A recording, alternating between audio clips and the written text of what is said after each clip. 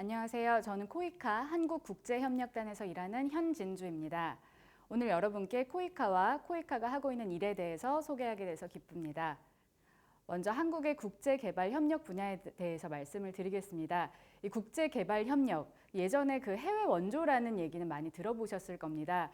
전쟁 후에 우리나라가 유엔이나 미국으로부터 물자를 받았다, 아니면은 여러 가지 원조 사업을 받았다라는 이야기 많이 들어보셨을 텐데요. 그때 그 원조라는 말이 일방적으로 그 주고받는 것을 의미를 했다면 한국의 이 국제개발협력이라는 말은 상호 간의 협력이 필요하다. 이 주고받는 관계뿐만이 아니라 서로 파트너십을 통해서 일을 한다는 측면을 강조를 해서 최근에는 국제개발협력이라는 용어를 쓰고 있습니다.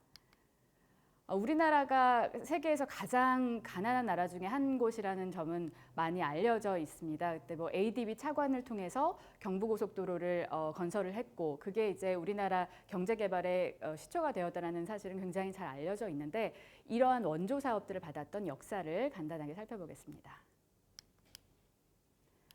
메가더 장군이 이 한국전쟁에 참여를 했었고, 기적이 일어나지 않는 한 이 나라가 다시 일어서기까지는 앞으로 100년 정도 더 걸릴 것이다 라고 말을 했다고 하는데, 사실은 전혀 과장이거나 어떤 이 수식을 위해서 꾸며낸 말이 아니라고 생각을 하게 됩니다. 특히나 이 원조 사업을 하다 보면은 사실 개발이라는 거는 하나의 뭐 물자를 준다거나 어떤 건물을 건설한다거나라고 해서 이루어지는 것들이 아니라 그런 제도라든가 인력, 그다음 모든 시스템이 다 갖춰져야, 그리고 정치적인 뭐 민주화라든가 여러 가지 기반이 다 되어야 한 나라가 발전하는 한 걸음 더 나아갈 수 있다고 생각이 되기 때문에 이 말이 과장이 아니라고 생각이 되는데요. 우리나라가 그 일제의 식민 지배에서 벗어나서 채 이제 몇 년이 되지 않아서, 독립한 지 채 몇 년이 되지 않아서 한국 전쟁을 겪었고, 그리고 나서 어느 정도 전후 복구가 이루어진 시점에 1961년에 우리나라 국민 소득이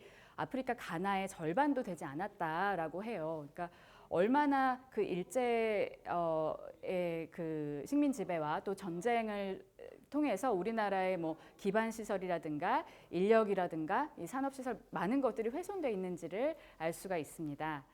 우리나라가 역사적으로 국제사회로부터 받은 이 원조의 역사를 살펴보면, 먼저 이 미군정 원조, 즉 독립 초기였던 1945년부터 52년 이 사이에는 긴급구호의 목적의 구호 물자를 주로 받았습니다. 또 한국전쟁 이후의 재건기에는 군사적인 지원과 함께 이 전후 회복이라든가 빠른 안정을 위한 재건 사업들이 주로 지원이 됐었고요. 1960년에서 70년대에는 전후 안정보다는 이제 경제 성장에 대한 투자로 원조 성격이 전환됐다라고 보실 수가 있습니다. 이후에 점차 원조 의존도가 감소되었고, 98년에는 이 세계은행의 차관을 또 졸업을 했고, 2000년에 들어서는 그 OECD 다크의 원조 대상국 명단에서 제외됐습니다. 이 시간 순으로 원조 형태를 살펴보시면 증여율이 점차 줄어들고 양허성 차관에서 비양허성 차관으로 바뀌었다라는 걸 보실 수가 있는데, 다시 말하면 완전히 주는 형태에서 되갚는 것을 전제로 빌려주는 비율이 높아졌다라고 보시면 됩니다. 또 의지를 가지고 외자를 도입했다, 뭐 차관을 받았다라는 거는 이제 전후 복구에서 벗어나서 경제 성장기로 대한민국이 접어들었다라는 해석을 할 수 있겠습니다. 1945년부터 99년까지 우리나라는 120억 불, 그러니까 우리 돈으로 약 12조 원 정도의 원조를 받았습니다. 상당한 수치입니다. 이번에는 원조를 주는 공여국으로서의 한국에 대해서 살펴보겠습니다. 세계은행 총재는 한국의 개발 경험 자체가 저개발 국가들에게 값진 모델이다라고 강조한 바가 있습니다. 50년 전에 한국이 희망이 없고 굉장히 무력한 상태였지만 한국처럼 작은 나라가 수십 년 사이에 엄청난 경제적인 발전을 이룩하고 이제는 스스로 모든 걸 해결하는 나라가 됐다라고 말한 바가 있습니다. 앞서 말씀드렸다시피 1960년에 우리나라보다 경제 수준이 앞서 있거나 혹은 비슷했던 나라들이 여전히 저개발 상태에 머물러 있는 경우가 많습니다. 한 나라의 그 발전이라든가 개발이 얼마나 어렵게 이제 이루기가 어려운 과제인가를 알 수가 있는데요. 우리나라가 경제적인 성장 과정에서 있었던 모든 역사적인 선택이 다 옳았다라고 합리화할 수는 없겠지만 경제 성장 과정에서 있었던 교훈이라든가 이 절차들을 개발도상국과 공유를 하고 또 이제 경험을 나누는 것은 굉장히 값진 교훈이 될 수 있겠습니다. 한국의 이 원조 역사를 최근에 살펴보면은 일단 1980년대에 아시다시피 굉장히 높은 고성장과 낮은 인플레이션에 힘입어서 경제 규모가 급격하게 성장을 해서 세계 15위, 또 무역 규모로는 세계 12위까지를 기록을 하게 됐습니다. 이때부터 주는 나라로서의 한국의 역사가 시작됐다라고 보실 수가 있겠는데요. 1987년에 개발도상국 그 양자 간의 차관을 촉진하기 위해서 그 당시 재무부 산하 대외경제협력기금 EDCF를 설립을 했습니다. 이어서 1991년에 지금 저희가 하고 있는 코이카 그 무상원조기관을 설립을 하게 됐습니다. 그 당시 외무부 산하이고요. 무상원조라든가 기술협력의 창구를 일원화하기 위해서 저희 기관을 설립을 하게 됐습니다. 이어서 발전을 거듭을 해오다가 2009년 11월에는 그 선진국들의 모임이라고 일컬어지는 OECD 다크에 24번째 회원국으로 가입을 해서 2010년부터 OECD 다크의 정식 회원국으로 활동을 하게 됐습니다.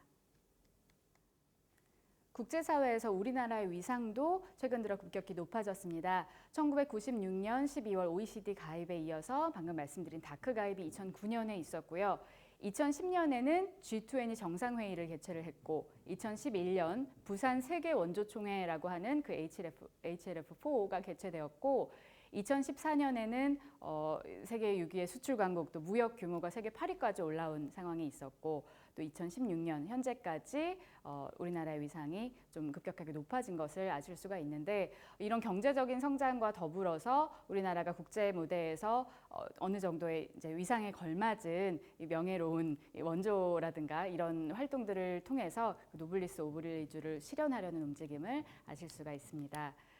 ODA 지원 실적 또한 가파르게 높아졌습니다. 2011년에서 2014년까지의 이 그래프를 보시면 굉장히 더욱더 가파른데 연평균 12%가 증가를 했습니다. 이 정도 수치면은 OECD 다크 회원국 가운데서도 가장 가파른 이 원조 성장세를 보인 것인데 다만 한 나라가 얼마나 많은 원조를 하느냐를 살펴보기 위해서는 국민소득 대비, GNI 대비 이 ODA 비율을 살펴봅니다. 이 비율은 아직 0.3% 정도에 머물러 있기 때문에 OECD 다크 회원국 가운데서는 폴란드라든지 체코와 함께 좀 낮은 수준에 머물러 있는 조금 안타까운 상황입니다. 하지만 최근의 성장세는 많이 가파랐다고 봐야 되겠죠.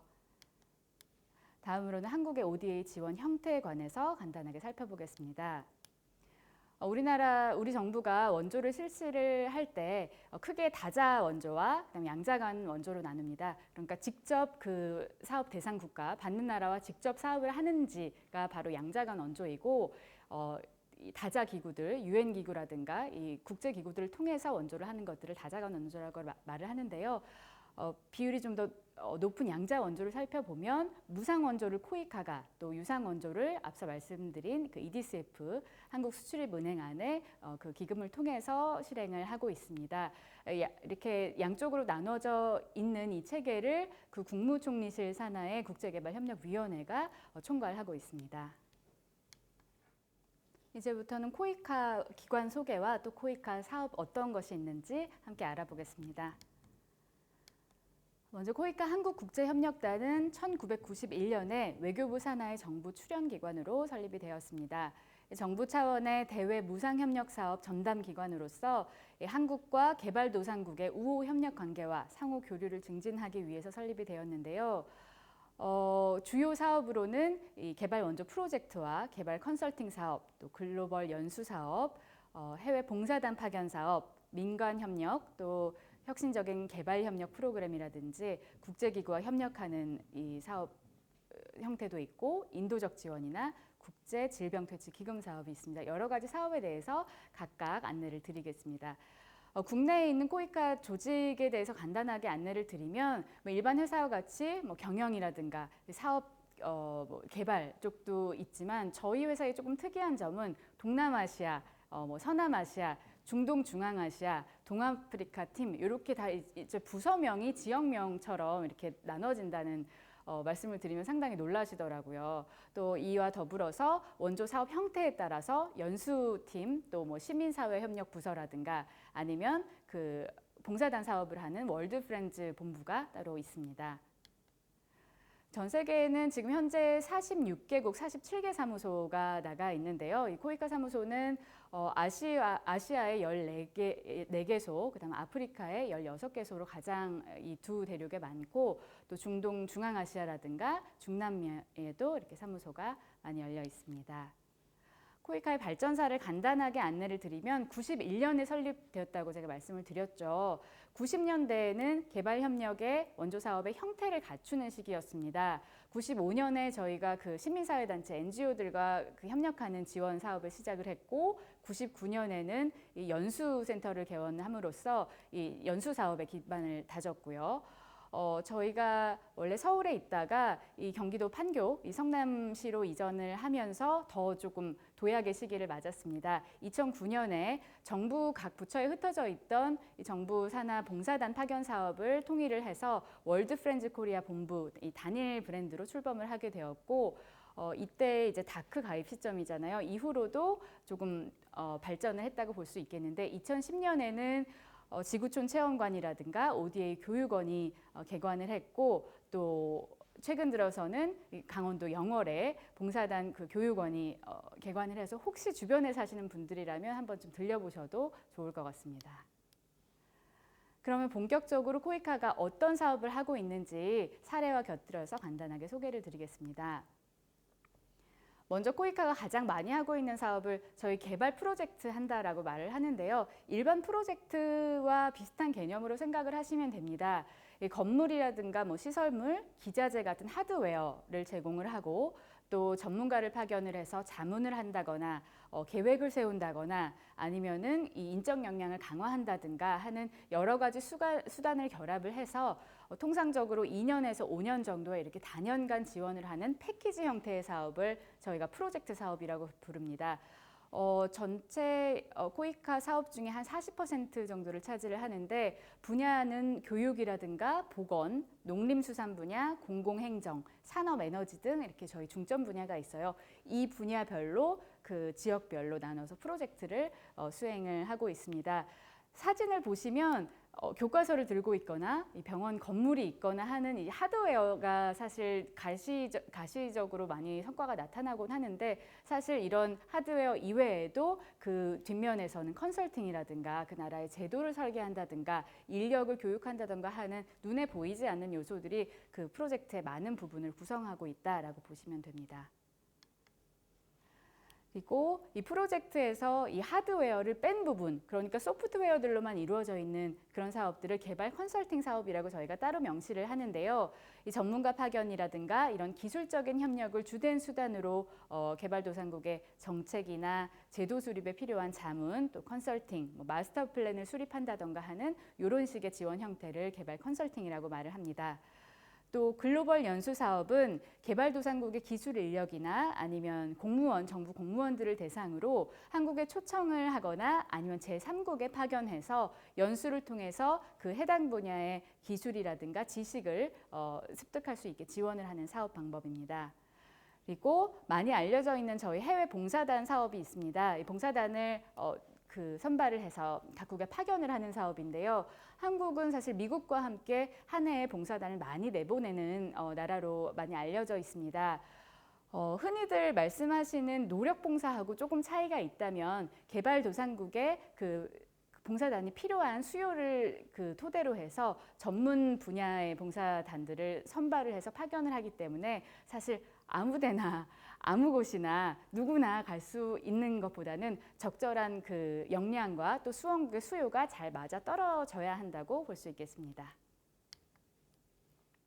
시민사회 협력 프로그램은 시민사회나 대학 또 연구소 같이 민간 부문과의 파트너십을 통해서 정부 차원의 공적 개발 원조 사업을 좀 보완하고 또 조금 더 완성도 있게 추진하는 사업 형태를 말합니다. 혁신적 개발 협력 프로그램이라는 것은 그 전통적인 개발협력 파트너들에서 좀 벗어나서 비즈니스라든가 스타트업이라든가 또 새로운 네트워크를 통해서 기존의 개발 문제들을 해결하는 데 기여하는 새로운 사업 모델을 얘기를 하고 있습니다. 또 국제기구 협력 사업은 저희가 유엔의 여러 기구들이 있지만 유엔 기구들처럼 이 다자 기구들과의 협력을 통해서 사업을 하는 경우를 이야기를 하고요. 인도적 지원은 자연재해나 대형 사고, 또 분쟁, 또 만성적인 이 재난으로 인한 피해국이라든가 국제기구의 지원 요청에 따라서 긴급 구호나 조기 복구, 또 재난이 발생한 국가에 대해서는 뭐 예방이라든가 위험 경감을 지원을 하는 활동들을 얘기를 합니다. 마지막으로 우리가 해외여행을 할 때 그 항공권에 1,000원씩 포함되는 기금이 있습니다. 이게 국제질병퇴치기금이라고 말을 하는데 그동안 좀 해결하기 어려웠던 국제사회의 그 질병을 퇴치하기 위한 특별한 목적을 위해서 이 안정적인 재원을 동원을 해서 이 사업들을 추진을 합니다. 국제질병퇴치기금 사업이라고 이야기합니다. 그러면 저희 프로젝트 사업 사례를 한번 살펴보겠습니다. 실제로 이 아프리카 에티오피아에서 진행이 되었던 식수 위생 환경 개선 사업을 소개를 하겠는데요. 에티오피아 구라게 지역의 식수 위생 환경을 개선하는 사업이었습니다. 사업 목적을 소개를 드리면 일단 안전한 식수의 접근권, 또 수인성 질병을 예방을 하고 주민자치 조직을 통해서 뭐 화장실 개선 활동이라든가 여러 가지 그 위생 개선 활동을 실제로 실시를 했는데 사업 기간은 현재까지 진행이 되고 있고 2013년부터 지속적으로 진행되고 있고 사업 지역의 이 상황 사진을 살펴보시면 상당히 좀 위생적이지 않은 환경들에 많이 노출이 되어 있었어요. 예를 들어서 우물이 뭐 동물과 뭐 사람이 같이 사용을 한다든가 여러 지역 안에 우물 하나만 있어서 관리가 잘 안 되고 있다든가 너무 우물까지의 거리가 멀다든가 뭐 학교라든가 이 공공시설에 식수대가 없다든가 화장실이 충분하지가 않아서 이 오폐물 관리가 잘 안 돼서 이것이 수질 오염이나 토양 오염으로 이어지고 이런 것들로 인해서 수인성 질병이 발생하고 이런 식의 악순환이 지속되었던 겁니다.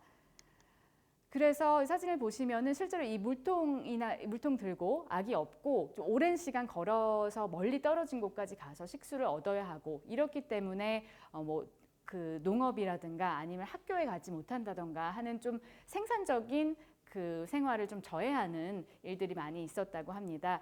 이런 현황들을 해결하기 위해서 저희 코이카와 전문 조사단들이 어떻게 사업을 해야 하는가에 대해서 기획한 결과는 다음과 같습니다. 코이카가 식수와 보건 분야 전문가들과 함께 이 지역을 조사를 하고 또 에티오피아 정부와 협의해서 확정한 사업 내용은 다음과 같습니다.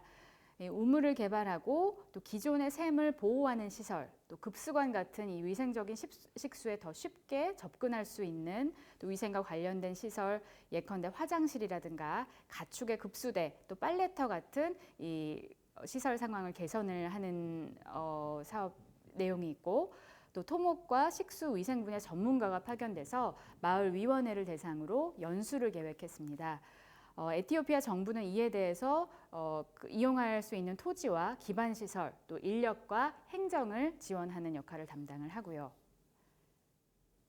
이 사업에서 핵심 그 위생 시설의 요소가 화장실인데 이 화장실을 어떻게 주민들과 함께 지어 나갔는지를 주목해서 볼 필요가 있습니다.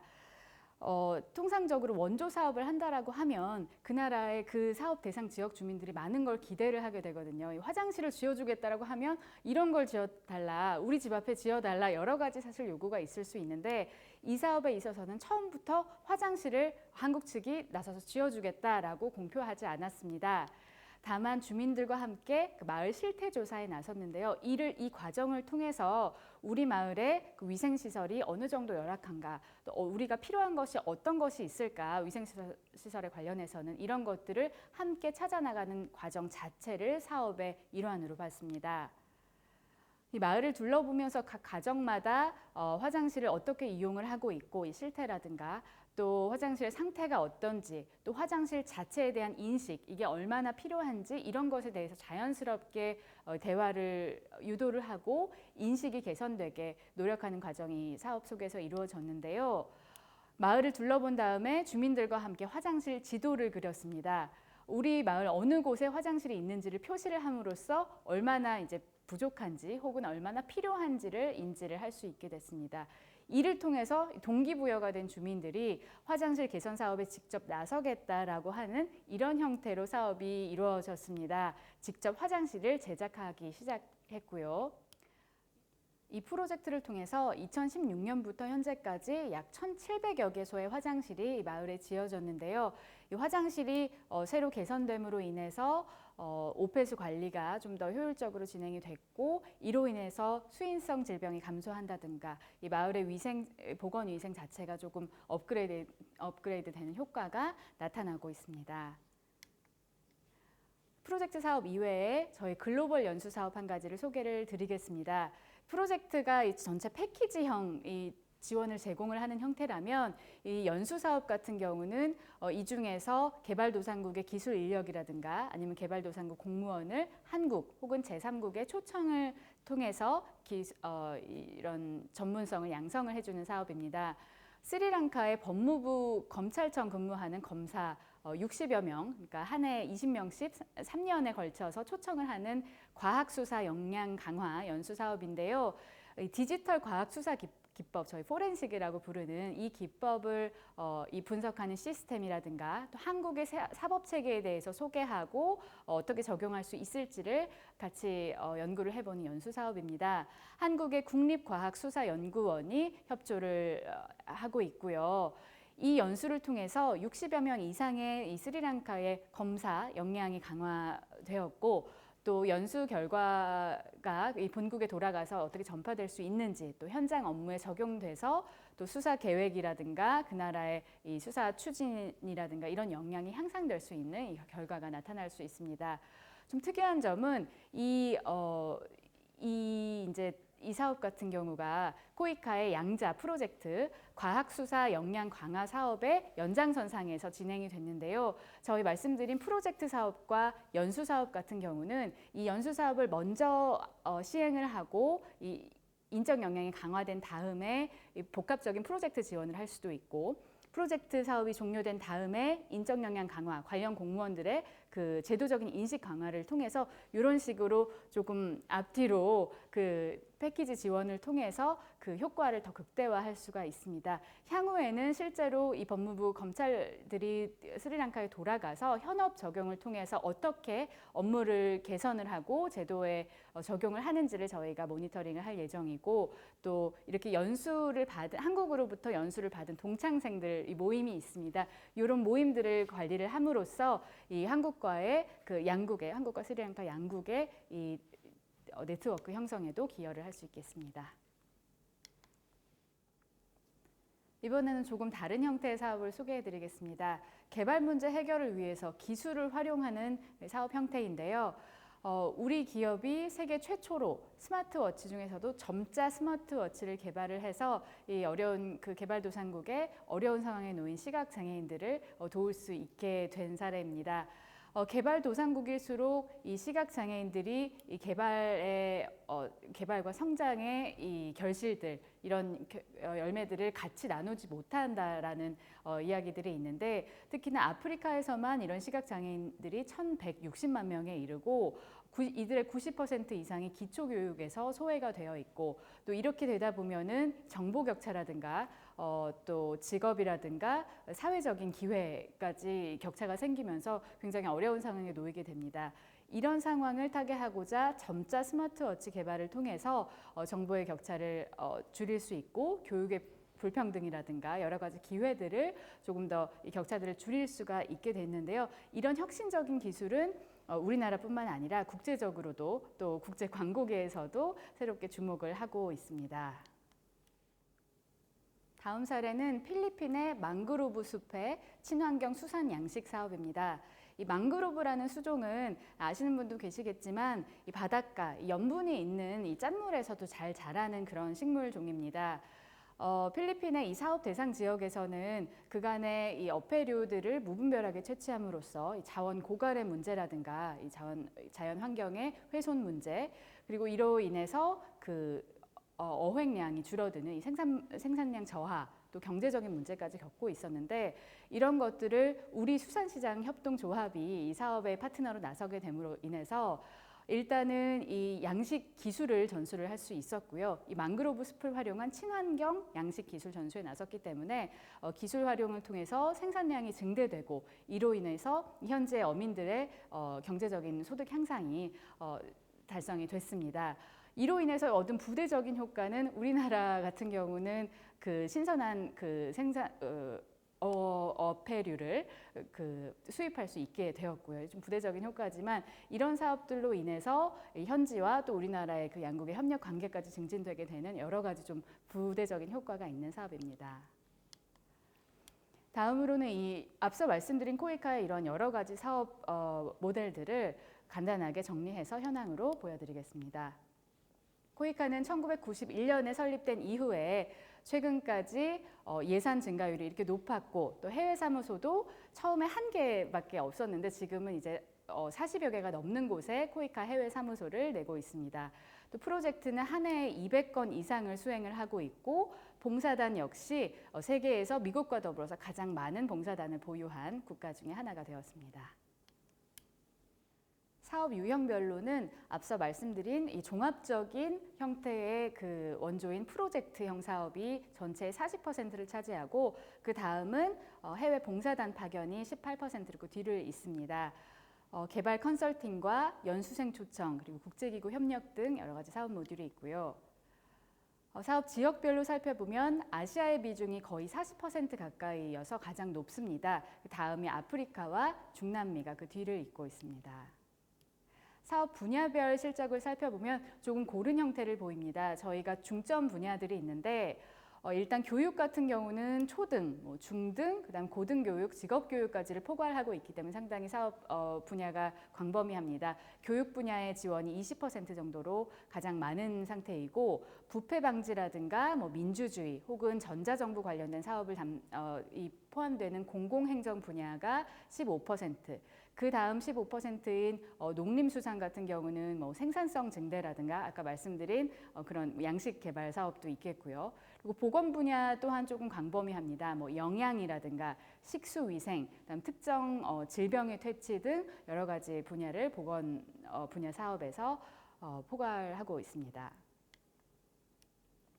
그러면 이 코이카 사업들이 이렇게 분야들이 다양한데, 그럼 코이카 안에는 이 분야 전문가들을 다 보유를 하고 있느냐라고 물어보신다면 그렇기도 하고 아니기도 합니다. 코이카 안에는 이제 여러 전문 분야의 전문가들의 직원으로 구성이 돼 있기는 하지만, 다른 UN 같은 다른 국제기구처럼 우리 국민들 혹은 전문가들의 도움을 받아서 사업을 수행을 하고 있습니다. 그러면 직접 어떻게 코이카 사업에 참여할 수 있는지 소개해 드리도록 하겠습니다. 먼저 해외 봉사단 사업이 있습니다. 교육이라든가 직업훈련, 또 보건의료, 농림수산 이렇게 전문 분야 50여 개 전문 분야에서 인력 양성을 한다던가 기술 이전을 하는 이 전문 봉사단 같은 경우가 연간 1,000명을 저희가 선발을 해서 파견하고 있습니다. 만 20세 이상 우리 국민이면 누구나 참여가 가능하고, ODA 영 프로페셔널이란 프로그램은 우수 청년 인재들이 코이카 사업 혹은 그 NGO와 코이카가 협력하는 사업에 참여함으로써 이 인턴십의 기회를 가지게 되는 형태이고, 이 밖에 KMCO라고 해서 국제기구 사업이나 국제기구 그 사무소에 파견되는 다자 협력 전문가, 또 PAO라고 해서 이 코이카의 사업 협력 파트너 회사에서 수행 인력으로 참여를 하실 수도 있고요. 또 전문가나 기업 단위에서 우리 사업 수행의 파트너로 직접 참여하시는 방법이 있습니다. 바로 사업의 기획조사 단계에서 전문성을 발휘해 주시거나, 혹은 사업의 입찰 단계에서 정식 그 입찰 공고를 통해서 참여하시는 방법이 있습니다. 마지막으로 저희 코이카 직원이 되시는 방법이 있는데요. 열린 채용, 이 학력과 그 연령에 제한이 없는 열린 채용을 실시를 하고 있고 연간 10명에서 이 30명 정도 규모로 채용을 하고 있습니다. 자세한 사항은 저희 코이카 홈페이지를 참조해 주시기 바랍니다.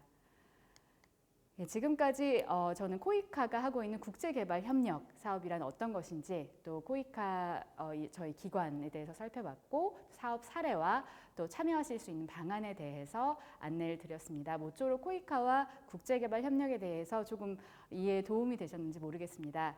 앞으로도 코이카와 한국의 국제개발협력에 대해서 많은 애정과 관심 부탁드리면서 이번 강의 저는 마치겠습니다. 고맙습니다.